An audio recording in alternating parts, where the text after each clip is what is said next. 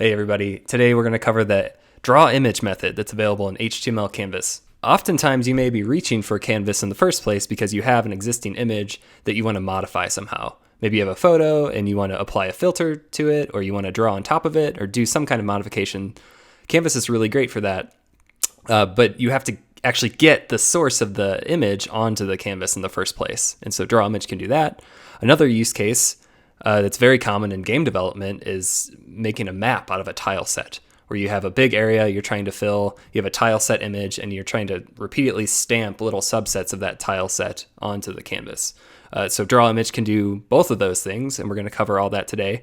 Sometimes it can be a little confusing. The method itself changes behavior based on how many arguments you pass into it, and so we're going to cover all that right now. Taking a quick look at the code pen we have for today, I've got an image here, and it's just loading a single character. You've seen him before. It's the seed guy from a previous video.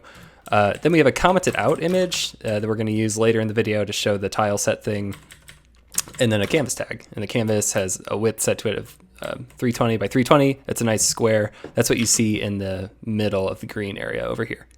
Moving on to the JavaScript now, I've pre-written some things and then we're going to fill it in from here. We have a function called copy image to canvas, and that's going to fire right when the pen loads. I have a timeout here just because there can be a loading race condition sometimes just for the purpose of this demo, but you don't have to worry about that. Inside the function, I'm just grabbing two references to elements. We've got our image, so document query selector, the image tag, and we're only going to use one image at a time, so this will be the first one. That'll be the first one that comes back. And then our canvas tag, which is the only canvas tag around. Let's get writing here. The first thing we're going to do is grab a reference to our context. And so that's typically abbreviated as CTX. So our CTX equals canvas.get context. And then in this case, we're dealing with all 2D. So we pass in the string 2D, and Canvas just knows what to do with that. Having this reference to context is going to give us access to all the drawing methods that are available in HTML Canvas. So drawImage will come from there. If we were doing other stuff like adding lines and colors and drawing on top of our image, that typically always also comes from the context. Like we said at the top, there are 3 different ways to use context.drawImage. The first way you pass in 3 arguments, second way you pass in 5 arguments, and the third way you pass in 9 arguments. That can definitely seem like a lot. The first 2 ways, however, the 3 and 5 argument versions, they're pretty basic, pretty easy to understand. So let's just get started. So if I say context.drawImage, and the first thing we're going to do, this will always be the first thing we do, is pass in that reference to our image. So in this case, that's the image that we want to grab, the image that we're copying data from, and that's going to be our seed character up here. If you remember, he's just an image tag. And then for the first way, when we're only giving 3 arguments, we're simply going to pass in the X and Y of where we want to paste, or where we want to place the copied pixels of that image. So if I just do 0, 0, what that's going to do is grab all the image of our image tag, I'll grab all the contents of the image tag and plop it right at 0, 0 in the canvas, which is the top left corner. The second flavor of drawImage is almost the exact same. We're just adding 2 more bits of detail, and that's going to be the size of the placement when it gets pasted to the canvas. By not providing the 4th and 5th arguments, we just say paste whatever the size of the image was. But if we provide these, now we can actually resize what we're pasting in. So let's see, if I do, 50, 50, what that's going to do is paste a smaller version of the same thing that we grabbed. You can see that aspect ratio is different than the original image, and so that's why it looks a little bit squashed.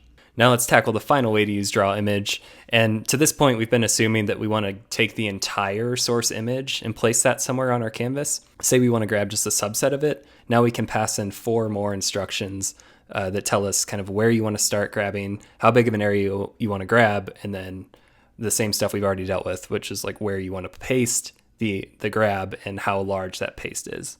For some reason, the new instructions we can add now come earlier in the list than the end. You may expect them to just keep tacking on to the end of where they go, but that's just not how it works. So to make this easier, I'm going to paste in some new instructions, get our format nicer. So now we have 9 arguments total, and the first 2 are going to be the tile sheet X and Y. So in other words, like where do we want to start grabbing? So here I've used 0, 0, And then the next two, and these are the 4 new ones, are going to be, again, how big of a grab do we want? So what I've said here, if I go up here, I'm going to start at the top left of the image, that's 0, 0, and I'm going to go over 100 and then down 100. I'm going to take just this much. Next comes where we want to put that on the canvas. And so again, just to keep things simple and visual, I've specified 0, 0. So take what you grabbed, put it at 0, 0. And then finally, just like in our 5 argument version, the final 2 arguments are how big you want that placement to go or to be. So just to show you, I can kind of like upscale it here. See that I've only grabbed the top left part of his face. Now I'll grab the same part, but kind of stretch it out bigger than it was before. That's not as drastic as I was hoping for. How about 200? There we go. That works all well and good with this character, but it's not super realistic. So let's go back to our HTML and put our other image in. So this will look slightly different. I'm just going to swap out the images.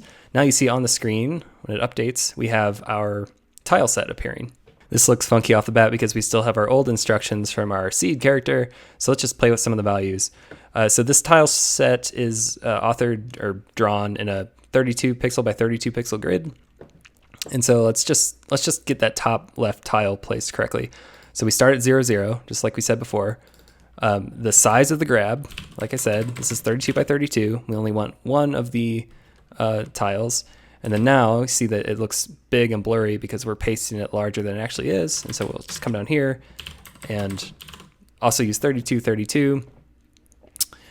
This methodology could be repeated for placing multiple tiles all over the place, and we're going to cover that in our next video. Thank you so much for hanging with me today. If you enjoy this kind of thing, please make sure to like, subscribe.